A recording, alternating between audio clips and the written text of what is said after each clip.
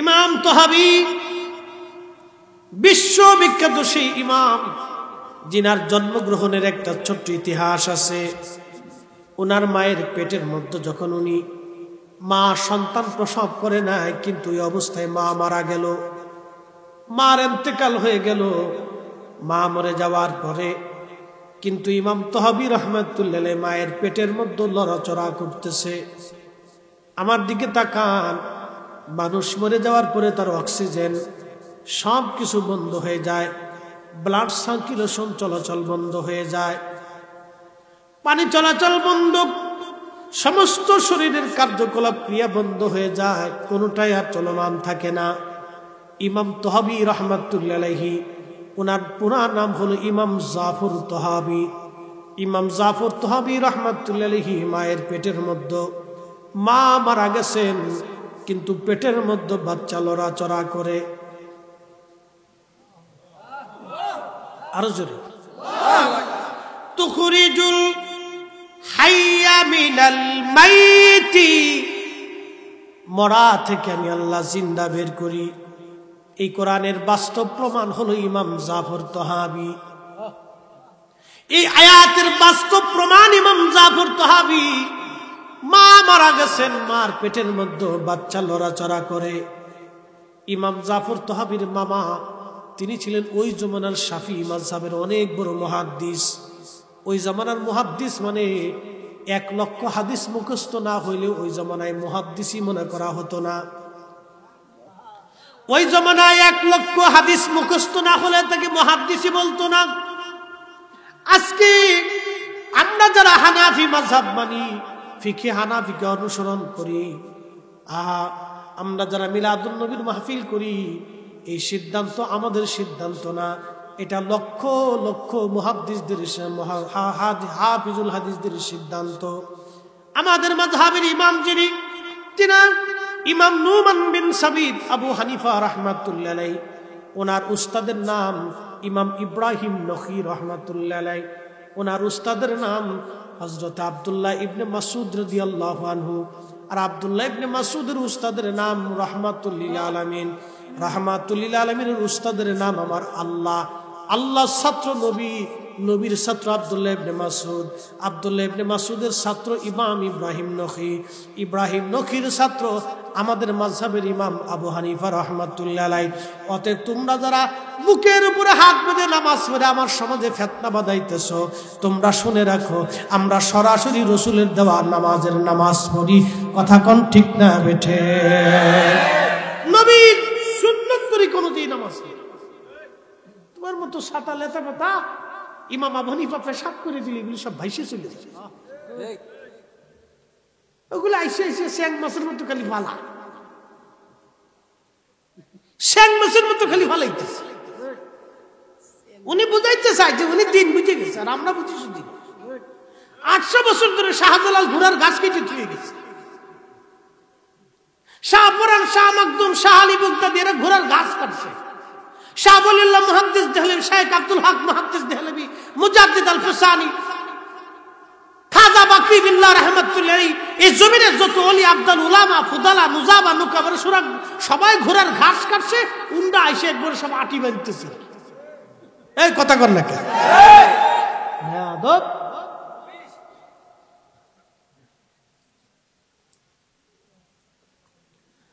মুসলমান, এগুলো সব হলো আপনার মোবাইল শাইখ, ইউটিউব শাইখ, মুফতি ফেসবুক, মুফতি ফেসবুক। খুব মনোযোগ দিয়ে, না কষ্ট হচ্ছে? হ্যাঁ, তাহলে উঠতেছেন কেন? হিসাবে ধরছে? ধরাটা হিসাব ওটা তো বেশি গেছে না। একসাথে বলো তো আল্লাহু আকবার। বলে যাচ্ছি, মনোযোগ দেন। ইমাম জাফর তহাবী, ওনার ছোট্ট জীবনের একটা বাস্তব দিক আপনাদের সামনে উপস্থাপন করতেছি। পেটের ভিতরে লড়াচড়া করে। তো মামা এসে বললেন, আমার বোনের সাথে এইভাবে সন্তানকে দাফন করে দেন। হানাফি মাযহাবের বড় বড় বিজ্ঞ মুহাদ্দিস যারা ছিলেন, মুফতি, তারা বললেন না, মায়ের পেট কেটে সন্তান বের করে নিয়ে আসেন। মা মরা হতে পারে, ছেলে তো জিন্দা, অতএব মায়ের কারণে ছেলে মরতে পারে না। একজন মরহুমের জন্য একটা জিন্দা কখনো মরতে পারে না। মায়ের পেট কেটে সন্তান বের করে নিয়ে আসেন। মামা বলতেছেন পেট যে কাটবো দলিল দেন। ওই সময় বহস, চিন্তা করতে পারছেন, দাঁড়ার উপরেই বহস। বহাসে আমার আর হানাফি মাযহাবের উলামা ইকরাম জিতে গেলেন। মারহাবা কর, মারহাবা।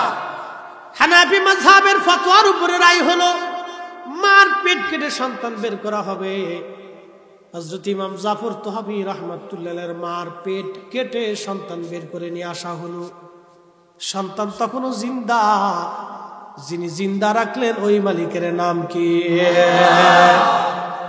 তুখরিজুল হাইয়া মিনাল মাইয়িতি ওয়া তুখরিজুল মাইয়িতা মিনাল হাই ওয়া তারযুকু মান তাশাউ বিগাইরি হিসাব।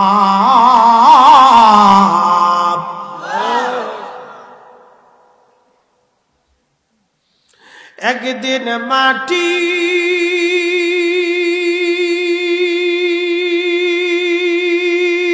ভিতরে হবে ঘরে মন আমার, কেন বান্ধ দালান ঘর? মন আমার, কেন বান্ধ দালান ঘর? ইমাম জাফর তাহাবী ধীরে ধীরে বড় হলেন। মামার কাছে মাদ্রাসায় লেখাপড়া করেন।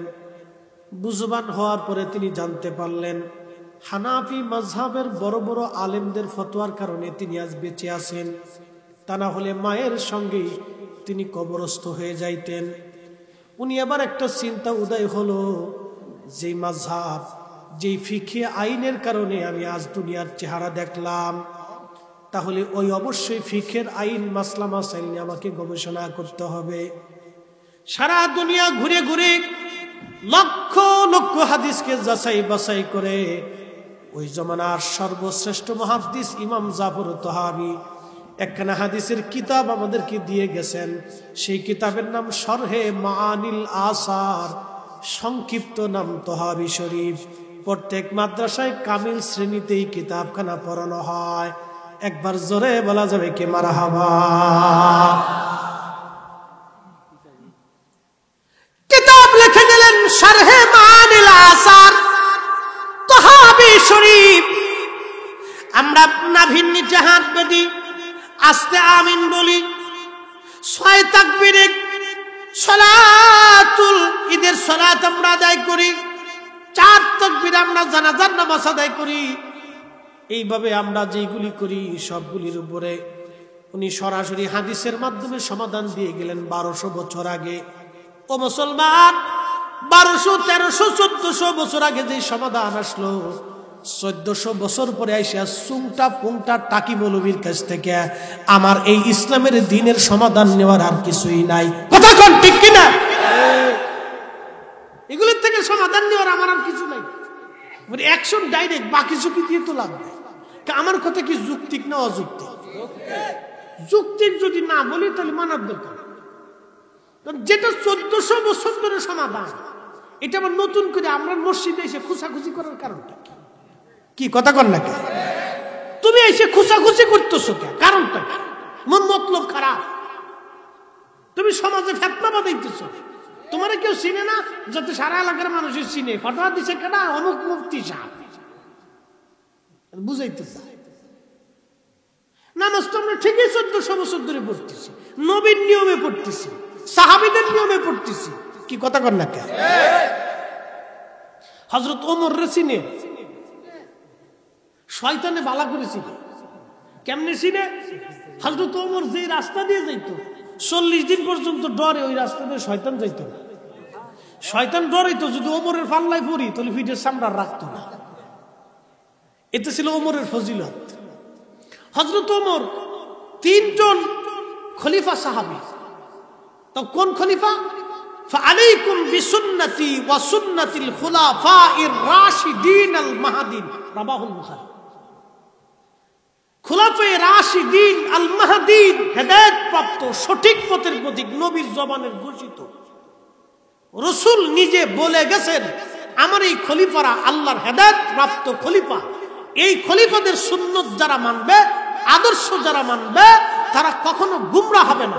হযরত ওমর 10,000 সাহাবীর উপস্থিতিতে তারাবির নামাজ চালু করলেন 20 রাকাত, তখন বানাইছে 8 টাকা। এখন আপনি ওমর রে নামাই না, 10,000 সাহাবী নামাই না, আলী আর উসমান রে নামাই না, রিদওয়ানুল্লাহি তাআলা আলাইহিম আজমাইন, হাসান হুসাইন, ফাতেমা, আম্মা জান আয়েশা সিদ্দিকা, আবু হুরায়রা, আবু সাঈদ খুদরি, আব্দুল্লাহ ইবনে মাসউদ, আব্দুল্লাহ ইবনে ওমর, আব্দুল্লাহ ইবনে আব্বাসের মতো বিজ্ঞ বিজ্ঞ মুফতি সাহাবী রিদওয়ানুল্লাহি তাআলা আলাইহিম আজমাইন, যাদের সম্পর্কে আল্লাহ কোরআন বলতেছে রাদিয়াল্লাহু আনহুম ওয়া রাদু আন, আমি আল্লাহ নিজে তাদের উপরে খুশি, তারা আমার উপরে খুশি। আপনি তাদের সিদ্ধান্ত না মাইনে আপনি ওই কাকে বলে সিদ্ধান্ত নিয়ে নিতেছেন? হ্যাঁ, কথা বলেন।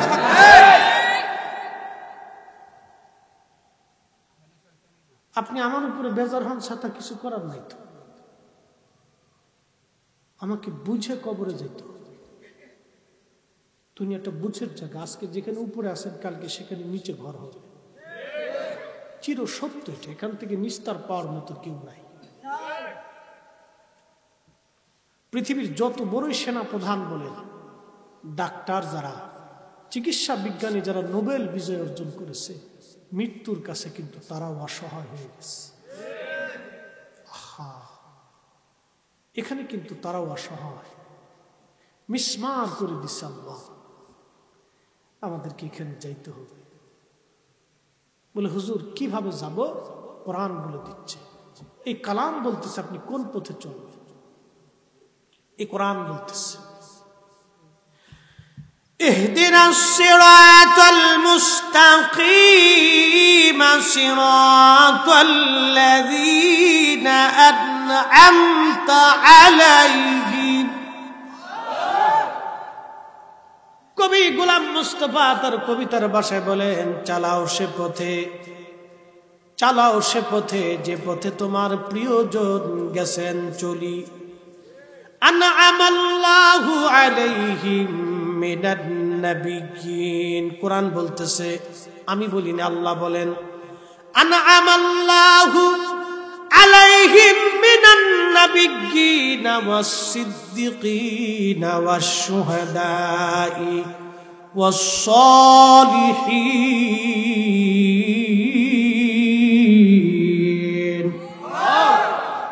আমি আল্লাহর নিয়ামত প্রাপ্ত বান্দা, নবীরা, সিদ্দিকরা, শহীদরা, ওলিরা। মারহাবা কারা? ওলিরা। শেষে বলছেন সালিহিন, আমার বন্ধুরা। সালিহ বান্দা, আমার বন্ধুরা হচ্ছে এই পথের প্রতীক।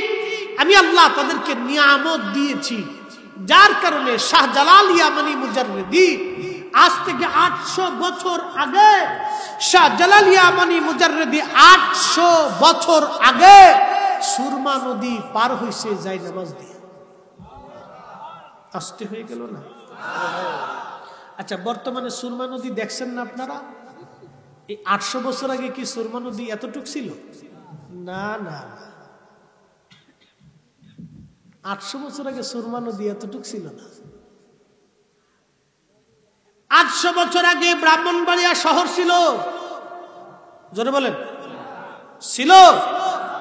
800 বছর পরে শহর থাকবে কোনো গ্যারান্টি নাই। মরুভূমিও হতে পারে, আবার জঙ্গলও হয়ে যেতে পারে। 800 বছর আগে ঢাকার শহর কি শহর ছিল? শহর ছিল না, কিন্তু আজকে বিরাট বড় শহর হয়েছে। 800 বছর পরে ঢাকার শহর মরুভূমি হয়ে যাইতে পারে, অথবা জোর জঙ্গল হয়ে যাইতে পারে। কথা কোন ঠিক কিনা? চিরসত্য। 800 বছর আগের সুরমা নদী আর 800 বছর পরে সুরমা নদী এক নদী না। এই নদীটা তিনি পার হয়েছেন যায় নামাজ দিয়ে। আন'আমাল্লাহু আলাইহিম মিনান নাবিয়্যিন। সিরাতাল্লাযীনা আনআমতা আলাইহিম, চালাও সে পথে যে পথে তোমার প্রিয়জন গেছেন। খাজা বাবা আজমিরি পুরা আনা সাগরের পানিটা একটা ছোট্ট লুটার ভিতরে নিয়ে আসছে। আনআমতা আলাইহিম, আমার নিয়ামত প্রাপ্ত বান্দারা। মুজাদ্দিদ আল ফিসাদি সিরহিন্দি, সম্রাট জাহাঙ্গীর, মুঘল সাম্রাজ্যের অধিপতি সম্রাট জাহাঙ্গীর তাকে জেলখানায় দিয়ে 1 মাস ক্ষুধার্ত একটা সিংহর খাসার ভিতরে ওনাকে ঢুকিয়ে দিচ্ছে। সম্রাট জাহাঙ্গীর, তার উজির, আমির উমরারা বিল্ডিং এর ছাদের উপরে দাঁড়ায় হাসতেছে আর বলে, আজকে দেখি বুড়াকে কিভাবে সিংহ খায়, এটাই দেখবো। ওরা দেখে সিংহটা মাথাটা নিচু করে আল্লাহর ওলির কদমের সামনে যে পড়ে যেয়ে বলতেছে, হুজুর, পৃথিবীর কেউ না চিনলেও আমি চিনি, আপনি জামানার মুজাদ্দিদ, আল্লাহ আমার জন্য হারাম করে দিয়েছেন আপনার শরীরে আঁচড় কাটা, আপনি নির্ভয়ে থাকেন। মুজাদ্দিদ আল ফিসানি নামাজে দাঁড়ায় গেলেন। আনআমতা আলাইহিম, নিয়ামত প্রাপ্ত বান্দা, ওনার নিয়ামত প্রাপ্ত বান্দা। যেই পথে ঘুমিয়েছে, যেই আকীদায় ঘুমিয়েছে, যেই বিশ্বাসে ঘুমিয়েছে, সেভাবেই আমরা যাব। জোরে বলেন। বহস করলে সারাদিন বহস করা যায়। এখন কেউ কেউ আছে আবার 2 ফাতা পড়িয়া ইলমের খুব বড়াই দেয়। কি মাসালা? নবীর নূর না মাটি, হাজির না গায়েব, নাজির না কি, ইলমে গায়েব জানি কি জানে না, মিলাদ কিয়াম, বুকুর হাত বাঁধা, নাবির নিচে হাত বাঁধা, এই আপনার তারাবির নামাজ 20 রাকাত, এই বেতের নামাজ 1 রাকাত, 3 রাকাত, জানাজার পরে দোয়া, এইরকম ঘুরে ফিরে দিয়ে এরপরে এই 50টা মাসালা সব মিলে এতে একটু ঘুটে কেটে মুখস্থ করে এসে একটু বাপ বুক দিয়ে নাহসরফ কিছু শিখছে, আর এই আরবির অর্থ ব্যাকরণ কিছু শিখে এসে ওখানে ভাব দেয়। আমার সামনে কিতাব পড়তে পারলে 1 কোটি টাকা পুরস্কার দেয়। কি কথা কর না? এটা ভাবলে বুঝছো, উনি বুঝাইতেছে উনি সবচেয়ে কিতাব পড়তে বলা, দুনিয়া তার কেউ কিতাব পড়তে পারে না। আরে বেটা, কে কিতাব পড়া শিখছ? 2 কিতাব পড়ি একবারে অহংকার এসে গেছে, ওনার সামনে কিতাব পড়তে হবে। তোমারে ভরাইতে ভরে বছরের পর বছর ধরে আমরা বহু আকাবির কবরে ঘুমাই গেছে। কি কথা কর না? একবার ভাবলই বুঝছে কি অহংকার, অহংকার এসে গেছে। কি ঘোড়ার ডিমি না শিখছে, আরবি হরফের ব্যবহার বিধি, নাহু সরফ, বালাগাত, মান্তিক, ফাসাদ কিছু দিয়ে একটু এই একটু কিতাব পড়া শিখছে, এবারত পড়া শিখছে। আর 25টা মাসালা মশাল কোরআন আয়াত হাদিসটা একটু মুখস্থ করে একবার ভাবলে বিষয়টি বিরাট বড় বিজ্ঞান। শয়তানে কয়, বাপরে বাপ, 9 লক্ষ বছর ধরে ইবাদত করছি, আমার ভিতরে এত বড় অহংকার আসে নাই, এত 2 ফাতা ভরি অহংকার হয়ে গেছে। কি কথা কর না? 2 ফাতা ভরি অহংকার হয়ে গেছে। শয়তানে চিন্তা করে, বাপ দিয়ে আমার সাথে বড় শয়তানি। কথা কর না? সুন্নিকের বহস করবো, বহস করবো, সুন্নিকের সাথে কেটাই আমার সাথে বহস করবো, ওনার সাথে কেটাই বহস করবো। শয়তান কোথাকার। একটা কথা মনে রাখবেন, যে বেটা অহংকারী ও সুরের চাইতে নিকৃষ্ট। এক কথা মনে রাখবেন, ও টাকার অহংকার আসুক, এলেমের অহংকার আসুক, ক্ষমতার অহংকার আসুক, সৌন্দর্যের অহংকার আসুক, দুনিয়ার অহংকার আসুক, লোক লস্কর অহংকার আসুক, জমি জমার অহংকার আসুক, আর কিতাব পড়ার অহংকার আসুক, আর 2 ফাতা 5টা পড়ার অহংকার আসুক, যে অহংকারী আসুক, বুঝতে হবে ওটা সুরের চাইতে নিকৃষ্ট।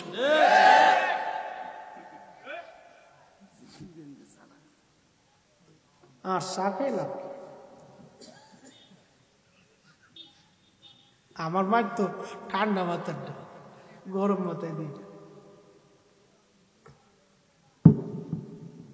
কি একটা বাউল হয়েছে, একটু ফুরিয়ে মনে করছে বিরাট বড় কন্যাওয়ালা হয়েছে, ওনার মতো আর কেউ ফুটতে পারে না। খুব খারাপ, খুব নিকৃষ্ট।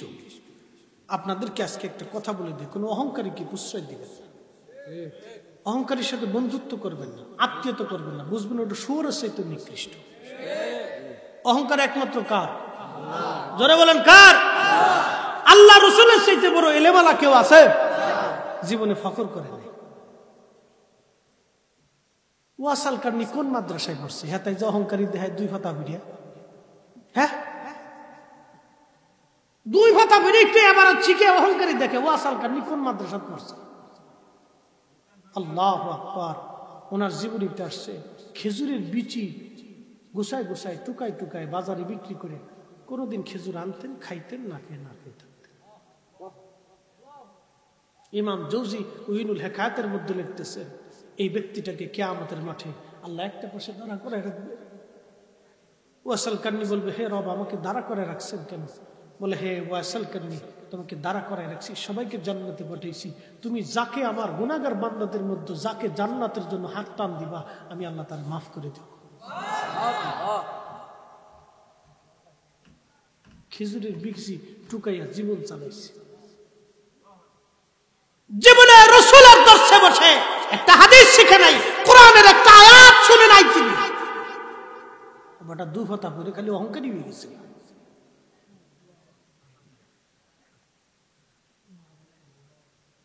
এগুলো খুব খারাপ, নিকৃষ্ট দিক। আল্লাহ এগুলির থেকে আমাদেরকে হেফাজত করুক, জোরে বলে না। অহংকার থেকে আমাদের দিলকে আল্লাহ মুক্ত করে দেয়। সাবধান, কোনো কিছুর অহংকার যদি কখনো অন্তরে আইসে যা, অন্তরকে লাথি মারবে।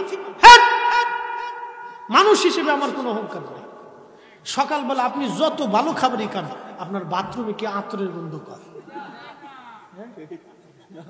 এটা বইলে কুতুনি মারলে নিজেরটা নিজে সইতারেন না, তা আপনার অহংকারের কি আছে? 3 দিন গোসল না করে শরীর থেকে ফাটার গন্ধ করে, তো অহংকারের কি আছে? 2 দিন বিরাস না করলে মুখ থেকে পায়খানার গন্ধ আসে, তো অহংকারের আছে কি? কি আছে অহংকারী? এটা নিয়ে কত জ্ঞানীরা আল্লাহ পাগল বানাই দিচ্ছে। শেষে কাপড় উঠাইয়া লুঙ্গির কাপড় খুলে মাথায় পাগড়ি বেঁধে দিয়ে মোটামুটি একবারে মেশিন পত্র বাইর করে দিয়ে রাস্তায় দিয়ে হাঁটতেছে। এই কথা বল না। ও মনে করছে 2 ফাতা কিতাব পড়তে পারলে একবারে বিরাট বড় আলেম হয়ে গেছে। বড় বেয়াদব, অহংকারী কোথাকার, খালি বেয়াদব নাকি? এগুলো আল্লাহ পাক এদের থেকে আমাদেরকে হেফাজত করুন, বলে না। আহা, আগে বুজুর্গ উলামা ইকরাম নিজেকে অসহায় ভাবতেন। শাহ ওয়ালিউল্লাহ মুহাদ্দিস দেহলভীর মতো মুহাদ্দিস, আল্লাহু আকবার, না জোরে বলতে হবে আল্লাহু আকবার। কোন মা এই জমিনে ইমাম মাহদির আগে ওনার মতো মুহাদ্দিস জন্ম দিতে পারবে না। তিনার মতো মুহাদ্দিস মক্কা থেকে মদিনায় যাওয়ার সময় পায়ের জুতা খুলে ফেলতেন, পায়ের মধ্যে ঘা হইতো, ফুসকা পড়ে যেত। লোকেরা জিজ্ঞেস করলো, মুহতারাম, এইভাবে যদি আপনি পথ চলেন তো মারা যাবেন। শাহ ওয়ালিউল্লাহ মুহাদ্দিস দেহলভীর মতো বিশ্বখ্যাত মুহাদ্দিস তিনি বলতেন, হে আমার মুহিব্বিনেরা, তোমরা জানো আমি কার বারগাহে হাজিরা দিচ্ছি? তিনি ইমামুল মুরসালিন, রাহমাতুল লিল আলামিন, মাকামে মাহমুদ ওয়ালা, দুজাহানের সাইয়্যিদ শিরোতাজ, রাহমাতুল লিল আলামিন। আমি তার বারগাহে হাজিরা দিচ্ছি। আমার মতো নসিজ নাফরমান গোলাম কি করে তার দরবারে জুতা পাইতে উপস্থিত হবে? আমি মরে যাব তো জুতা পাই দেব। একসাথে বলবেন আল্লাহু আকবার। গাছে জিকির করে আল্লাহর, মাছে জিকির করে আল্লাহর, পাহাড় জিকির করে আল্লাহর, পর্বত জিকির করে আল্লাহর, মেঘমালা জিকির করে আল্লাহর, পানি জিকির করে আল্লাহর, জমিন জিকির করে আল্লাহর। হযরত ইউনূস আলাইহিস সালাতু ওয়াস সালামকে যখন মাছের পেটের মধ্যে নিয়ে যাওয়া হলো, বিরাট বড় মাছ হযরত ইউনূস আলাইহিস সালাম রে খেয়ে ফেললো। মাছটা কত বড়! হযরত ইউনূস আলাইহিস সালাম মিনিমাম 50 হাত লম্বা ছিল। আমাদের হাতে না, উনার হাতের 50 হাত। তো উনি যে 50 হাত, তাহলে তার হাতটা কত বড় ছিল? সুবহানাল্লাহ কইতেন না? ওই হাত দিয়ে আমরা সবাই একসাথে যদি একটা থাপ্পড় মারতো, তাও তো আমরা রাখছি নিয়ে থাকার কথা না। সেই হাতের 50 হাত উনারে মাছে খাওয়ার জন্য এসে, তাহলে মাছটা কত বড়। সেই মাছের আর এক মাছে খাইতে এসে, তাহলে সেই মাছ কত বড়। সেই মাছের প্রত্যেক দিন যে আল্লাহ খাওয়াইছে, সে আল্লাহ আমরাই খাওয়া। কি কথা কন না কেন? সেই মাছের যে আল্লাহ প্রত্যেক দিন খাওয়াইছে, সেই আল্লাহ আমাদেরকে প্রত্যেক দিন 3 বেলা পেট ভরে খাওয়া। তারপরে খাওয়া শেষে আলহামদুলিল্লাহ কয় না, খাওয়ার আগে বিসমিল্লাহ কয় না, ভুলে গেছে, মনে নাই। যেই খাবারে বিসমিল্লাতে শুরু না হয়, ওই খাবারে শয়তান বসে। কে বসে? শয়তান বসে। এর জন্য খাওয়ার আগে বিসমিল্লাহ, খাওয়া শেষে আলহামদুলিল্লাহ। আলহামদুলিল্লাহ কয় না, আইয়া ফাম দে বিয়ানো কি যে খাওয়াইছেন না, একবার মুহের লোকে বৈদ্য রুইছে ফাম মারতেছে বিয়ে। আর দুনিয়া তো আসার দুমিনাল পাম, দুনিয়াটা ফামের উপরে চলে। শুকরিয়া করবে আল্লাহর, ফাম দেয় বিয়েন রে, ফাম দেয় বিয়ে রে, খাওয়াইছেন, ও খুব খাওয়াইছেন।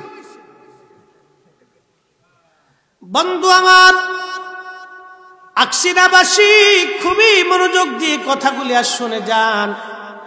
হযরত ইউনূস আলাইহিস সালাম মাছের পেটের মধ্যে 2টা মাছ, যেই মাছের ইউনূস রে খাইলো, সেই মাছের আর এক মাছে খাইলো। 2 মাছের আল্লাহ ডাক দেখায়, মাছ আমার ইউনূস রে পেটের মধ্যে আনছো, কিন্তু সাবধান ও আমার নবী, তোমরা খাইবা, আমার ইউনূস রে হজম করবা না, ব্যথা দিবা না। চিৎকার মেরে বলেন না মারহাবা। বর্তমান ওমানের নিনুয়া এলাকা, নিনুয়া এলাকাতে সমুদ্রের পাড়ে ইউনূস আলাইহিস সালামের বসতি ছিল। আল্লাহর পয়গম্বরকে মাছে সমুদ্রের ভিতরে নিয়ে গেল। সমুদ্রের মধ্যে পড়ে হযরত ইউনূস মাছের পেটের মধ্যে পড়ে চিন্তা করলেন, আমি কি বেঁচে আছি না মরে গেছি। এটা দেখার জন্য তিনি লাড়াচাড়া দিলেন। লাড়াচাড়া দিয়ে দেখলেন না, এখনো তো মরি নাই। আচ্ছা, আপনাদেরকে প্রশ্ন করি, জবাব দিবেন। ওই মাছের ভিতরে, পেটের ভিতরে নিয়ে ইউনূস আলাইহিস সালামকে সমুদ্রের ভিতরে নিয়ে গেল আল্লাহ। ওখানে একটা মানুষের অক্সিজেন না হলে তো বাঁচার কথা না, কিন্তু ইউনূস আলাইহিস সালাম ওই মাছের পেটের মধ্যে 40 দিন পর্যন্ত বেঁচে রইলেন। যিনি বাঁচাইলেন ওই মালিকের নাম কি?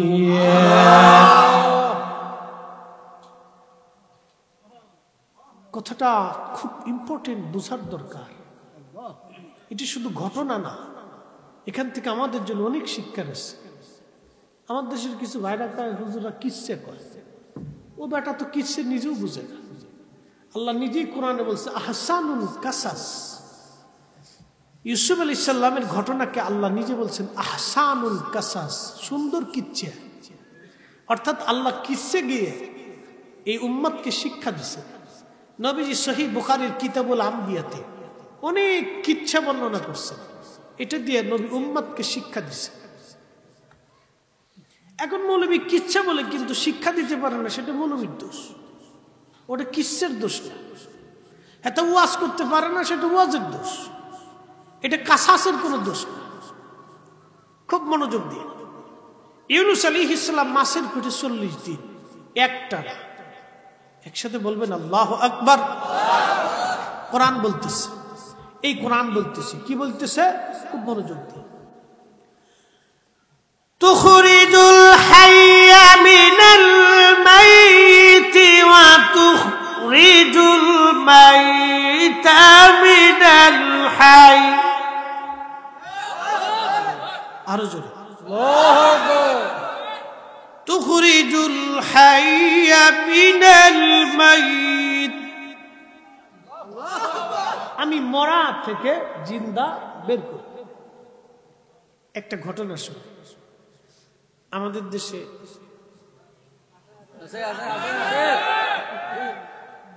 হেরা মনে করে যে আমরাই শুধু দিন বুঝি, আর দিন কেউ বুঝে না। হ্যাঁ, আচ্ছা ঠিক আছে, আম্মার তে শিখুক আর বাপের তে শিখুক, যেখান থেকে শিখুক শিখুক। আমি আপনাদেরকে আজকে কয়েকটা প্রশ্ন করব, কয়েকটা জবাব দেব। আমি তাদেরকে গালিও দিব না, ধমকও দিব না, তাদের সাথে রাগও করব না, বুঝার চেষ্টা করব।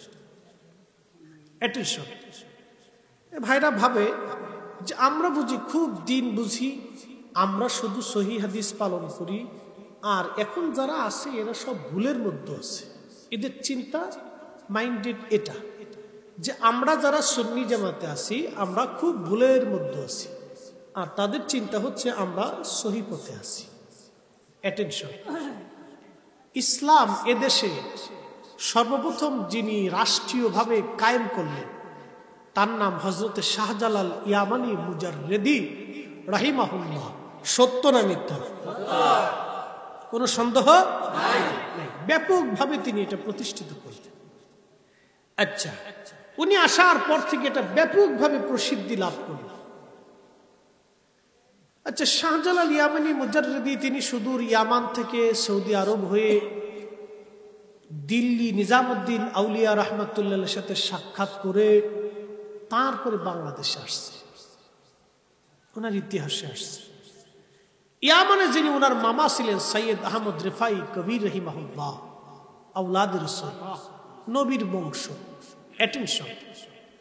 উনি ওনাকে এক মুষ্টি মাটি দিয়ে বললেন, শাহজালাল, এই মাটির সাথে যেই মাটির মিল হবে সেই জমিনেই তুমি দিন কায়েম করবে। আর একটু জোরে। শত শত বছর আগে, আজ থেকে 900 বছর আগে সিলেটের মাটি সৈয়দ আহমদ রহমতুল্লাহর হাতে কিভাবে গেল, এখানে একটু বুঝার আছে। নিশ্চিত তিনি আল্লাহর মকবুল ছিলেন, তাতে কোনো সন্দেহ নেই। মাটি নিয়ে আসলেন সুদূর ইয়ামান থেকে ঘুরতে ঘুরতে ঘুরতে ঘুরতে ঘুরতে ঘুরতে ঘুরতে ঘুরতে দিল্লিতে নিজামুদ্দিন আউলিয়া রহমতুল্লাহর দর্শে মজলিসে কিছু সময় কিছুদিন কাটাইয়া মেহমান হইয়া তিনি আসলেন বাংলাদেশে। বাংলাদেশে আসলেন। বাংলাদেশে আসার পরে তিনি দিন প্রতিষ্ঠিত করলেন। আজকে 800 বছর পার হয়েছে। বাপ, কত বছর? 800 বছর। এই 800 বছরের ইতিহাসে কেউ তো এইভাবে নামাজ পড়ে নাই। কথা কইস না রে বাবা, তোরা শুয়ে থাক, শুয়ে থাক, শটাং হয়ে যা, শটাং শুয়ে পড়, ঘুমা। ওরা চিন্তা করতেছে মইরে সই দিয়ে যাবো ঘুমাইয়া, তো আজ কিনতে যাওয়া যাবে না, তো না গেলেই বালা, ঘুমাই থাক। এটা একটা ভালো হ্যাবিট। অ্যাটেনশন, ঝগড়ার দরকার নেই। 800 বছর ধরে দিন এ জমিনে আসছে শাহজালাল আল্লাহ। 800 বছরের ইতিহাসে এদেশে কোন ওলি, কোন মাশেখ, কোন ইমাম, কোন মুয়াজ্জিন, কোন আলেম, কোন উলামা কেউ এইভাবে আমাদেরকে নামাজ শিখায়নি। তার মানে শাহজালাল রহমতুল্লাহ 800 বছর আগে যেটা এনেছিলেন এটাই ঠিক। আর আপনি যেটা নতুন এনে সমাজে ফিতনা বাঁধাচ্ছেন, এটার ভিতরে গুজা মিল আছে, আপনার মতলব খারাপ। পৃথিবী উল্টে যাবে, বাংলার আকাশে মেঘ বন্ধ হবে, বাংলার জমিন সূর্যের তাপে মরুভূমি হয়ে যাবে, এই বাংলার জমিন ভূমিকম্প দিয়ে মিসমার হয়ে নিশ্চিহ্ন হয়ে যাবে, বঙ্গোপসাগর শুকায় যাবে। শাহজালাল রহমতুল্লাহের হকের উপরে ছিলেন, এটাই ঠিক থাকবে। এটা আপনাকে বুঝে যেতে হবে, এটা আপনাকে কলিজায় বুঝে বাড়ি নিয়ে যেতে হবে।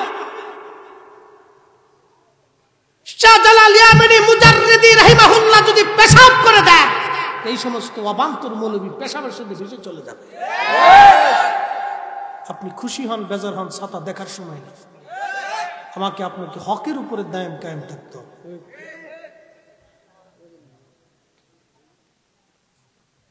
উপস্থিতি, এটা আপনাকে বুঝে যেতে হবে। আমি শুধু ছোট্ট থিম আপনার সামনে উপস্থাপন করছি বুঝার জন্য। 800 বছর ধরে তিনি ইসলাম প্রতিষ্ঠিত করলেন, রক্ত দিয়ে, ত্যাগ দিয়ে, পায়ে হেঁটে, বৃষ্টি উপেক্ষা করে।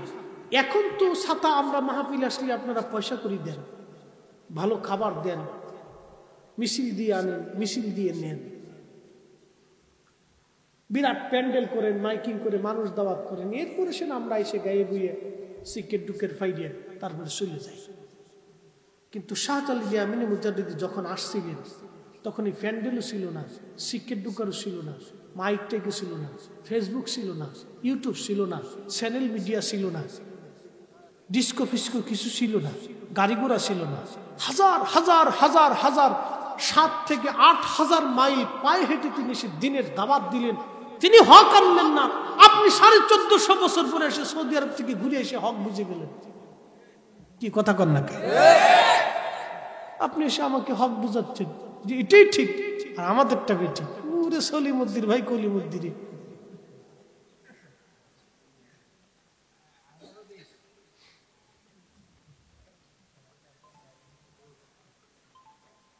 কাটনারে আমি মনে হচ্ছে আমার দায়িত্ব আছে, সব এক টোন হয়ে গেছে, চেঞ্জ করা লাগবে, বুঝছি। কষ্ট হচ্ছে আপনাদের? তাহলে কিছু সময় কি আমাকে আর দেওয়া যাবে না? ইনশাল্লাহ আমাকে আর মাত্র আধা ঘন্টা সময় আপনাদের কাছ থেকে চেয়ে নিন, আর কিছু না। সারা রাত্র করলে সারা রাত্রি মজা লাগবে না আমি জানি, কিন্তু সারা রাত করবো না। তারপরে আমরা নিয়ত করি সারা রাত ইনশাল্লাহ। বলেন ইনশাল্লাহ, আরো জোরে বলেন ইনশাআল্লাহ। থাকা লাগবে না, কিন্তু নেকি হয়ে গেছে। আল্লাহ মানে খুব কিপটে। জুমার দিনে নামাজ পড়েন না, কি রেখে হাত উঁচা করে? যারা জুমার নামাজ পড়েন না তারা হাত উঁচা করে। কিরে মুসল্লিরা, তোরা ফরজ কি? বাপরে বাপ, না ঠিক আছে, মুসল্লি করা, খুব করা মুসল্লি। আচ্ছা যাও, আলহামদুলিল্লাহ জুমার নামাজ আমরা সবাই পড়ি, কিন্তু একটা সুসংবাদ আছে। আল্লাহর নবী বলেন, হে আমার উম্মত, তুমি জুমার নামাজ আদায় করার জন্য যখন বাড়িতে গোসল করবা, গোসল করে তোমার সামর্থ্য অনুযায়ী পোশাক পুরান হোক, কিন্তু এটা ধুয়ে পারলে পরিষ্কার রাখতে হবে। পরিষ্কার পরিচ্ছন্নতা ঈমানের অঙ্গ। আমরা অনেক সময় অপরিষ্কার অপরিচ্ছন্ন থাকি, কিন্তু না, আপনার বাড়িঘর বিছানাপত্র সবকিছু পরিচ্ছন্ন রাখবেন। আমাদের কিছু মেয়েরা আছে যারা অপরিচ্ছন্ন থাকে, কিন্তু মেকআপ করার বেলায় খুব ফাস্ট। বাড়িঘরও পরিষ্কার, কিন্তু হাতে মেকআপ দেখতেছে। মেকআপে কি দেয়? কদ্দুর পাউডার, কদ্দুর আড়া, না বুঝলাম না। লাইনটা চেক করতে পারে না, লাইনটা চেক করে, কেউ শয়তানি করতে পারে। এই কারণ আছে।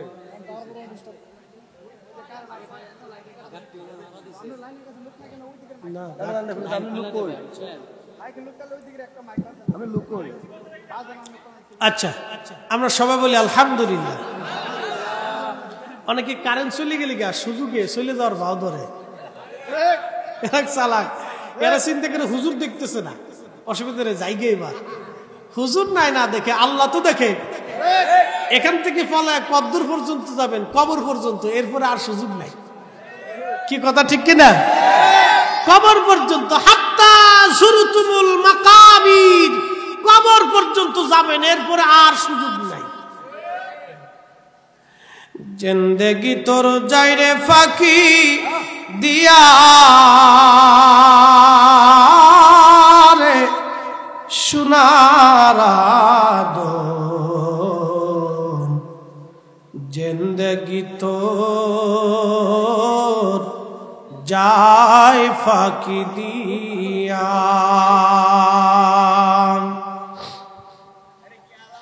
ও আদম রে,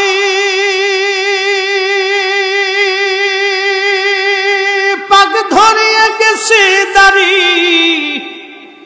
দন্তবাসে গোটাচারি,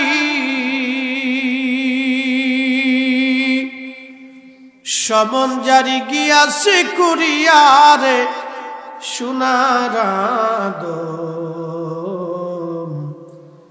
জিন্দেগি তোর যাই ফাঁকি দিয়া। আকসিনার মুসলমান, খুব মনোযোগ দিয়ে শুনে যান। আমার দেশের মেয়েরা কদ্দুর আডা লাগায়, সোনু লাগায়, পাউডার লাগায়, এগুলো দিয়ে একটু মেকআপ সেকআপ করিয়া শুধু মুখটারে ধলা বানাইয়া এরা বুঝাইতে চায় আমি বিরাট বড় সুন্দরী।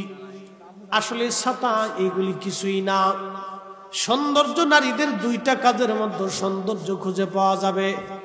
একটা কাজের নাম সালাত, 2 নাম্বার কাজের নাম পর্দা। যে নারী সালাতের মধ্যে চলে যায়, পর্দার মধ্যে চলে যায়, ওই নারীর চেহারাকে আমার আল্লাহ নুরানি বানায়া দেয়। হাজরাত ওমর রাতের ধারে এলাকা খুঁজে খুঁজে দেখতে গেছে কে খায় আর কে খায় না, কে ঘুমায় আর কে ঘুমায় না। আগের জমানার খোলাফায়ে রাশিদিন, তাদের জীবনের পরিপূর্ণ একটা সুন্নাত ছিল, সব সময়ের জন্য তারা পালন করতেন। রাত্রিবেলা তারা ঘুমাইতেন না, ঘুরে ঘুরে প্রজাদের অবস্থা দেখতেন। আকসিনার মুসলমান, কসবা শহরে অনেকে কোটি কোটি টাকার মালিক আছে, কিন্তু গরিব মানুষের বাড়ি খোঁজ খবর নিয়ে তারা খাওয়া দাওয়া করে না। তারা প্রতিবেশীর খোঁজ খবর নেয় না, মরে গেল না বাইসে আছে, এইগুলি তারা করে না। কিন্তু বিরাট বড় টুপি টাপি মাথায় দিয়া একবারে বুকসা বাক্সি বাইন্দা আল্লাহ পাওয়ার জন্য যেখানে সেখানে দৌড়াই চলে যায়। কথা কয় হেতে খুব বিরাট বড় সোয়াব। মক্কায় গেছি, চাচা 8 বার হজে গেছে। জিজ্ঞেস করলাম মদিনার থেকে হোটেলে, চাচা কতবার এসেছেন? 8 বার। আমাকে মরার আগে নিয়ত আছে, আগামী বছরও যদি মরে না যায় তা আবার আসবো। মাশাআল্লাহ, বালা। কি জন্য আসেন? বলে আল্লাহ পাওয়ার জন্য আসি। আমি বললাম কাকা একটা কথা বলি, জবাব দিবেন? বলে আমি বললাম 8 বারে শাশুড়ি নিয়ে আসছেন? কহা তাও নিয়ে আসছি। কত টাকা খরচ হয়েছে? 20 লক্ষ তো মিনিমাম হয়েছি, আরো বেশি হইতে পারে। আমি বললাম আপনার জীবনে 20 লক্ষ টাকা খরচ করলেন আল্লাহ পাওয়ার জন্য? বলে হ্যাঁ, আল্লাহ পাওয়ার জন্য খরচ করছি। মদিনায় কেন আসেন? এখানে 40 ওয়াক্ত নামাজ পড়লে আল্লাহ তার নাম মুনাফিকের খাতার থেকে কেটে দেয়, এই জন্য 8 দিন থাকি, 40 ওয়াক্ত নামাজ পড়ি। আমি বললাম মাশাআল্লাহ, তাও ভালো। আমি বললাম হিসাব তো খুব করছেন, ভালো হিসাব করছেন, হিসাবও ভালা, বুঝনেওয়ালাও ভালা। কাকা একটা প্রশ্ন করি, 20 লক্ষ টাকা খরচ করছেন আল্লাহ পাওয়ার জন্য, সদর হসপিটালে কোনোদিন গেছেন? না, সদর হসপিটালে যাইনি। বলে সদর হসপিটাল দিয়ে কি করবো? আমি বললাম কাকা এটা তো সরকারি হসপিটাল, কত গরিব মানুষ টাকার অভাবে বাবা ওষুধ কিনতে পারে না, কত গরিব মানুষ টাকার অভাবে চিকিৎসা করতে পারে না বাবা। আপনি 20 লক্ষ টাকা আল্লাহ পাওয়ার জন্য খরচা করছেন, 1 বার 2 বার 3 বার মক্কা মদিনা আসতেন, বাকি টাকাগুলি দিয়ে যদি আপনি গরিব মানুষের চিকিৎসা আর অভাবী দুস্থ মানুষের খাবারের ব্যবস্থা করে দিতেন কাকা, তো আল্লাহ পাওয়ার জন্য মক্কা মদিনা আসা লাগতো না। আল্লাহ আপনার ঘরে বসেই সাক্ষাৎ দিত, আল্লাহর নবী আপনার ঘরেই সাক্ষাৎ দিত। কথা কোন ঠিক কিনা? তাকবীর! আল কোরআনের আলো, কোরআন হাদিস যেখানে, আমরা যেখানে। নারে তাকবীর! বুদ্ধি কি খারাপ দিছি? সুন্দর। কাকা এইভাবে তো কেউ বলে নাই। বললাম হ্যাঁ, কেউ বলবে না, বাচ্চা আমলটা করেন। সম্পদশালীদেরকে আল্লাহ সম্পদ দেয় গরিবকে দান করার জন্য, এটা চির সত্য কথা। সম্পদশালীদেরকে আল্লাহ সম্পদ দেয় গরিবকে দেখার জন্য। আল্লাহ যাকে সম্পদ দেয় এটাও তার জন্য পরীক্ষা আছে, সে গরিবকে খাবার দেয় কিনা। কিন্তু আমার দেশের ধনী যারা খালি ধনী হওয়ার জন্য আরেকজনের জমিন চুষে খায়, রক্ত চুষে খাওয়ার ধান্দা করে। আল্লাহ আমাদেরকে এলেম কেন দিছে জানেন? এটা পরীক্ষা। দেখি আমার এই বান্দাগুলি এলেম বিতরণ করে কিনা, পরীক্ষা। الذي خلق الموت والحياة ليبلوكم أيكم أحسن عملا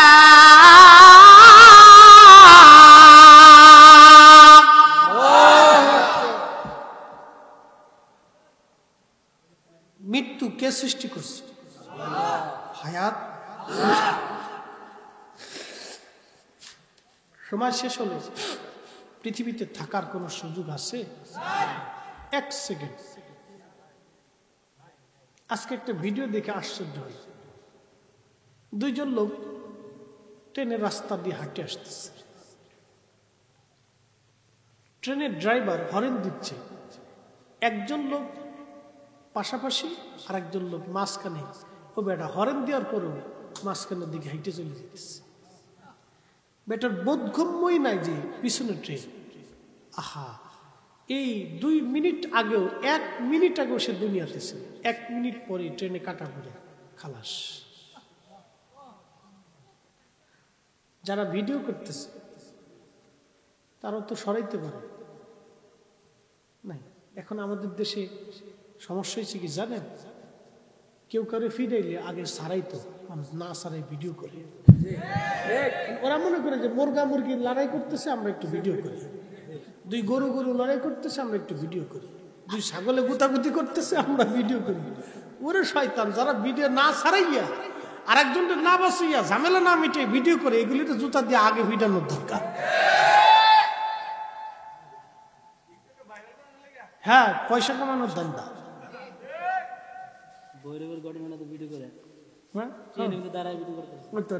ভিডিও করতেছে, মারামারি করতেছে, সারাই না। কোন জগতে বললাম আল্লাহ জানে।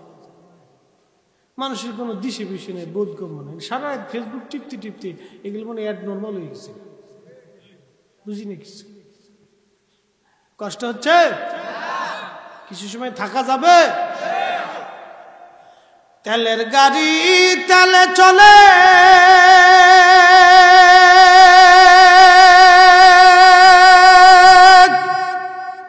হাওয়ার গাড়ি হাওয়াই উড়ে, বিনা তেলে চালায় গাড়ি নবী সুলাইমান। আমরা সেই মুসলমান, আমরা সেই মুসলমান। মসজিদে জুতা চুরি করে, মসজিদে জুতা চুরি করে। আচ্ছা, আপনারা বলেন যে বেটা মসজিদে জুতা চুরি করে, কি জুতা চুরি মানে আকসিনা তো হয় না, কসবা তো হয় না। এই যে জুতা যারা লয়ে যায়, এটা কি কুত্তায় লয়ে যায়? তো পাবলিকই তো লয়ে যায়। আর যারা জুতা লয় তারা কি হিন্দু, বৌদ্ধ, খ্রিস্টান, কি মুসলমান? জুতা লয়ে যেতেছে, মাহফিল থেকে লয়ে যায়, আর নিজের দায় মনে করে। আমি তখন ওই ছাত্র বয়স কামিলে পড়ি, তো আপনাদের এলাকা তো তখন এত পরিসিদ্ধ না। আমাদের দক্ষিণবঙ্গে মাহফিল টাফিল করি, মাদ্রাসা থেকে যাইতাম। তো তখন 300 টাকা দিত, মাহফিল শেষে 200 টাকা দিত, 100 টাকাও দিত। আবার কোনোদিন সালামও দিয়ে কইতো হুজুর দেখা করবানি, আর জীবনে করে নাই। আজও পর্যন্ত তার দেখা হয়েছে না। মনে দুঃখ নিয়ে চলে এসেছে, আচ্ছা ঠিক আছে দেখা করবো, আর করে দেয়। সালাম দেখে হুজুর দেখা করবানি, জান না, আর দেখা কোনোদিন হয়নি। তবে কিয়ামতের মাঠে হইব, আর কি অসুবিধা নেই। কি কথা ঠিক কিনা? আমাদের দেশে অনেকে যে বাদাম কিনে না, বলে বাদাম কিনতে যেত, বাদাম হলো তো বাদামের দাম কত রে? 100 গ্রাম 25 টাকা। মাপ কত মাপবো? 250 গ্রাম মাপ। তো 250 গ্রাম মাপতে মাপতে এদিক দিয়ে 25 গ্রাম টিপে খাইয়ে লাইছে। আচ্ছা, আপনারা কোন এই যে 25 গ্রাম যে খাইছে, এটা সুন্নত না মুস্তাহাব? হ্যাঁ, বাপরে বাপ, মুফতি সাহেব আপনারা সবাই দেখেন, আপনার বিবেক বলতেছে এটা হারাম। বাদাম কিন্তু বেশি না, মাত্র 10 গ্রাম, 20 গ্রাম, 25 গ্রাম। আপনার ইনসাফ বলতেছে এটা হারাম। আহা, এটার নাম বিবেক, এটাই সর্বোচ্চ আদালত। আমি নবী না মানিলাম, কি যে ভুল করিলাম। আমি কুরআন না বুঝিলাম, কি যে ভুল করিলাম। ভস্মে ঢালিলাম ঘি, মানুষ হইয়া ভবেতে আসিয়া মানুষের করিলাম কি, ঠিক কিনা? তো ওই সময় 1600 টাকা দিয়ে জুতা কিনছি, 1600 টাকা দিয়ে বাটার এক জোড়া জুতা কিনে বাপ বুক দিয়ে গেছি, বুঝছেন না? ছাত্র বয়সে 1600 টাকার জুতা, একটু ভাউ চাউ দিয়ে, তো অনেক কষ্টের টিয়ার জুতা ফুরে যাইয়া তুই ওয়াশ টোয়াশ করে দোয়া খার করে নিচে নাইমে দিয়ে আমার জুতাই নাই। এই যে মাইকটা ধরে করলাম আল্লাহর দোহাই লাগে তোরা জুতা জোড়া দিয়ে যা। ওর এক মুসলিমকে হুজুর কি আর করবেন, আমার সিরা এক প্লাস্টিকের জুতা আছে লয়ে যাবে, হেতা পাই দিয়ে তারপরে আমি বাইতেছিলাম। এরপরে তো কানে ধরে তবা করছি জুতা ভাড়াটা লইতাম না, আমার 150 টাকার জুতা লই গেলি যাই। অনেকে চিন্তা করে হুজুরের পাগড়ি বলা, চশমা বলা, চেহারা বলা, জুব্বা বলা, গাড়ি বলা, কিন্তু জুতা এরকম কালাকে। এরপর থেকে আমি আর ভালা জুতা কিনে মাহফিলে যাই না, যা লয়ে যা, অসুবিধা নেই, কোনো দুঃখ নাই। প্রিয় মুসলমান, কোরআন বলতেছে ইন্নাল্লাহা ইয়া'মুরু বিল আদলি ওয়াল ইহসান।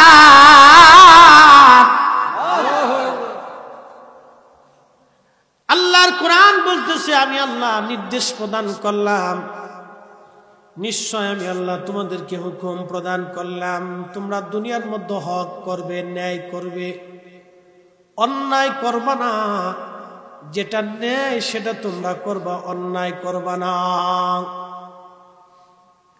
অন্যায় করতে আল্লাহ নিষেধ করছেন, ওয়াল ইহসান, এবং ইহসান করতে বলেছেন, দয়া করতে বলেছেন, দয়া দয়া দয়া। নবী বলেন মান লাম ইয়ারহামিন নাস ওয়া মান লাম ইয়ারহামিল্লাহ, যে মানুষকে দয়া করে না আল্লাহ তাকে দয়া করে না, যে মানুষকে দয়া করে না আল্লাহ তাকে দয়া করে না। আজকে ফিলিস্তিনের দিকে যদি আপনি তাকান, নিরাপরাধ মানুষদের উপর ওরা বোমা মারতেছে। আহা, 70 বছর ধরে, 76 বছর ধরে আজকে ফিলিস্তিনের মানুষ নির্যাতন সহ্য করতেছে। ওই ইসরায়েল ছিল একদিন রোহিঙ্গাদের মতো। আমরা বাঙালিরা যেমন রোহিঙ্গাদেরকে জায়গা দিলাম, খাবার দিলাম, সুযোগ করে দিলাম, পৃথিবীর ভিতরে একটাই দেশ যারা মানবতা দেখাইতে যাই আজ বিপদগ্রস্ত হলো, সেই দেশের নাম ফিলিস্তিনের মানুষ। এরা খুবই সুন্দর এবং সরল মনের, খুব উদার মনের মানুষ। দেখবেন ছোট ছোট বাচ্চাগুলি এত সুন্দর, এত সুন্দর বাচ্চা আমার নজরে অন্য কোন দেশে পড়ে না। এত সুন্দর সুন্দর বাচ্চাদের কান্নাগুলি, রক্তমাখা শরীর দেখে আল্লাহ কলিজার মানে না। যতবার দেখি ততবারই চোখ থেকে পানি আসে। হায় হায়, যারা আজ পৃথিবীতে এই ইহুদিদেরকে জায়গা দিয়েছিল, ওই পশ্চিমা বিশ্ব ব্রিটিশরা ইহুদিদেরকে ৭৬ বছর আগে এখানে বসাইয়া অস্ত্র শস্ত্র টাকা পয়সা দিয়া ইসরায়েল নামক একটা দেশ বানাই দিয়া আজকে ফিলিস্তিনিদের নিশ্চিহ্ন করার জন্য নামছে। হামাস কিন্তু কোন সন্ত্রাসী জঙ্গি গোষ্ঠী না, তারা হলো মুক্তিযোদ্ধা। আমার দেশে মুক্তিযোদ্ধারা যেমন যুদ্ধ করে দেশ স্বাধীন করেছিল, হামাসের প্রত্যেকটা যোদ্ধা তাদের প্রত্যেকটা ইঞ্চি মাটির জন্য এবং খোদার ঘর বাইতুল আকসার জন্য তারা জিহাদে রত আছে। কথা বলেন ঠিক কিনা? আমি মনে করি এই সময় শ্রেষ্ঠ মুসলমান ওরা এই জমিনের শ্রেষ্ঠ মুসলমান। যেই মসজিদে সাইয়েদুনা ইব্রাহিম আলাইহিস সালামের জমিন, ওইখানে আল্লাহর খলিল ইব্রাহিম বিচরণ করছেন। তিনার পুত্র হযরত ইসহাক আলাইহিস সালামের জমিন, তিনার পুত্র হযরত ইয়াকুব আলাইহিস সালামের জমিন, তিনার পুত্র হযরত ইউসুফ আলাইহিস সালামের জমিন। ৭০,০০০ নবী ওই জমিন থেকে সূত্রপাত হলো। ১,২৪,০০০ নবী রাসূল ওই মসজিদে নামাজ পড়ল। ওই মসজিদে সমস্ত নবীদের ইমামতিতে যিনি নামাজ পড়াইলেন তিনি রাহমাতুল লিল আলামিন তখনও সৃষ্টির মধ্যে আমার নবীর দরবারে তখন নামাজ আসে নাই। নামাজ আসার আগেই নবীজি 2 রাকাত নামাজ পড়াইলেন। নামাজ দুনিয়াতে আসার আগেই নবী নামাজ পড়াইলেন। অতএব নবীর এলেম নিয়ে যারা প্রশ্ন তুলে ওরাই হলো বর্তমান শয়তানের দালাল। নামাজ আসেই নাই, মেরাজে যাওয়ার সময় নবীজি নামাজ পড়াইলেন, মেরাজ থেকে ফিরার পথে নামাজ আসলো। নামাজ আসেই নেই, তখন নবী নামাজ পড়াইয়া রওনা দিছে। নাচতে হয়ে গেল না? তো নবীর এলেম নিয়ে যারা প্রশ্ন তুলে এদের শুভবুদ্ধি কবে হবে জানি না। সৃষ্টির মধ্যে এরা বলদ এবং নিকৃষ্ট। আপনি মানেন আর না মানেন, এরা নিকৃষ্ট। আজাজিল এদেরকে দেখলে ভয় পায় যে হাই সর্বনাশ, ওদের পাল্লায় বললি পিডিনি কিন্তু। প্রিয় আকসিনার মুসলমান, এই সেই ফিলিস্তিন বাইতুল আকসা। ইব্রাহিম খলিলুল্লাহ বললেন, কোরআন বলতেছে মিল্লাতা আবিকুম ইব্রাহিম হুয়া সাম্মাকুমুল মুসলিমিন। তোমাদের মিল্লাতের বাবা ইব্রাহিম, যিনি তোমাদের নাম রেখেছেন মুসলমান। তাহলে আপনারা বলেন, ইব্রাহিম কি ইহুদি না মুসলমান? ইব্রাহিমের সন্তানরা ইহুদি না মুসলমান? হযরত ইসাক ইহুদি না মুসলমান? হযরত ইয়াকুব ইহুদি না মুসলমান? হযরত মুসা ইহুদি না মুসলমান? সব নবীরা মুসলমান। একবার জোরে বলা যাবে কি মারহাবা? সব নবীরা কি? তাহলে বাইতুল আকসা ইহুদিদের না মুসলমানদের? বাইতুল আকসা মুসলমানদের। ওটা ইহুদিদের না, এটা মুসলিমদের সম্পদ। ওটা আমাদের, আগেও আমাদের, এখনো আমাদের, আগামীতেও আমাদের। মুসলমানের রক্ত ঝরবে, ক্রুসেডাররা 100 বছর পর্যন্ত এই মসজিদে আযান দিতে দেবে, ওদের দখলে রেখেছে। আজকে ঈদে মিলাদুন নবী নিয়ে যাদের সুলকানি, তারা শুনে যান, ইতিহাস শুনে। হযরত ইমাম সুয়ুতি হুসনুল মাকাসিদি ফি আমালিল মাউলিদের মধ্যে 550 বছর আগে লেখেন। হযরত ইমাম খাল্লাকান তারিখের মধ্যে তিনি লেখেন। ইমাম আসাকির তার হযরত ইমাম ইবনে খাল্লাকান লেখেন। এবং বিশেষ ইমাম হালাবি সিরাতুল হালাবির মধ্যে লেখেন, ইমামুল ওয়াফার মধ্যে লেখেন। অনেকগুলি তারিখের মধ্যে আসছে। ইমাম ইবনে কাসির আল বিদায়া ওয়ান নিহার মধ্যে তিনি লেখেন, আহা, খ্রিস্টানদের কবল থেকে বাইতুল আকসাকে যিনি পুনরুদ্ধার করেছিলেন, সেই ব্যক্তির নাম সুলতান গাজী সালাউদ্দিন আইয়ুবী। সুলতান গাজী সালাউদ্দিন আইয়ুবী ছিলেন ইরাকের কুর্দিস্তানে তার জন্ম। ইরাকের ইরবিলের বাদশা মুজাফফরউদ্দিন কুকুবুরি রাহিমাহুল্লাহ আদিলান আলেমান জাহিদান আবেদান, এইভাবে ইমাম ইবনু কাসির তার কিতাবের মধ্যে লেখছেন। তিনি ছিলেন আলেম, তিনি জাহিদ ছিলেন, তিনি জ্ঞানী ছিলেন, খুব ন্যায়পরায়ণ বাদশা ছিলেন। তিনি মুজাফফরউদ্দিন কুকুবুরি রাহমাতুল্লাহি আলাইহি, তিনি ইরবিলের বাদশা ছিলেন। তিনার স্ত্রী ছিল সুলতান গাজী সালাউদ্দিন আইয়ুবীর আপন বোন। আর মুজাফফরউদ্দিন কুকুবুরি ছিলেন সুলতান গাজী সালাউদ্দিন আইয়ুবীর ভগ্নিপতি, আপন ভগ্নিপতি। সুলতান গাজী সালাউদ্দিন আইয়ুবী সেই বীর যোদ্ধা যিনি লক্ষ লক্ষ ক্রুসেডারদের হাত থেকে বাইতুল আকসা পুনরায় দখল করে মুসলমানদেরকে ফিরিয়ে দিয়েছিলেন। এই বাইতুল আকসাতে তিনি আবার আযান চালু করেছিলেন। একসাথে বলবেন আল্লাহু আকবার। তিনার আপন ভগ্নিপতির নাম বাদশা মুজাফফরউদ্দিন কুকুবুরি। তিনি টুপি সেলাই করে সংসার চালাইতেন। এক জুব্বায় তিনি বছর পার করতেন। এত বড় ন্যায়পরায়ণ একজন বাদশা, কিন্তু প্রত্যেক বছর মিলাদুন নবীর মাস আসলে 1 লক্ষ দিনার খরচা করে আমার নবীর মিলাদের মাহফিল ওনার রাজ দরবারে পালন করতেন। একবার জোরে বলা যাবে কি মারহাবা?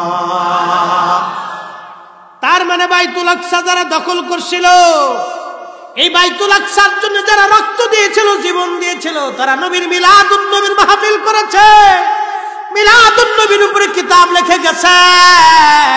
আজকে তোমরা কারা মিলাদুন নবীর বিরোধিতা কইরা বেদাতের ফতোয়া দিয়ে বন্ধ করতে চাও?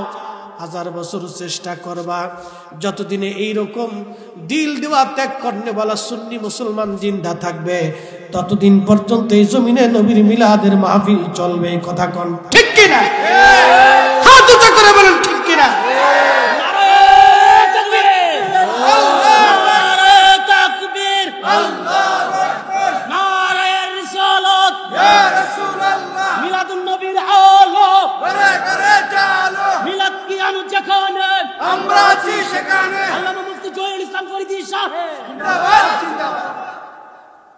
এটা একবার স্বচ্ছ একটা ইতিহাস আপনাদের সামনে তুলে ধরলাম। আজকেও জমিনে যারা বাইতুল আকসার জন্য লড়াই করতেছে, ওরা এই জমিনের সর্বশ্রেষ্ঠ মুসলমান আমি বলি। ইহুদিরা হলো দাজ্জালের প্রথম ফ্রন্টের সৈনিক। শোনেন, ইসরায়েলের পক্ষ যারা নিবে তারা মূলত দাজ্জালের পক্ষ নিবে। ইহুদিরা হচ্ছে দাজ্জালের প্রথম ফ্রন্টের সৈনিক। 70,000 ইহুদি নিয়ে দাজ্জাল তার প্রথম সেনাবাহিনী গঠন করবে।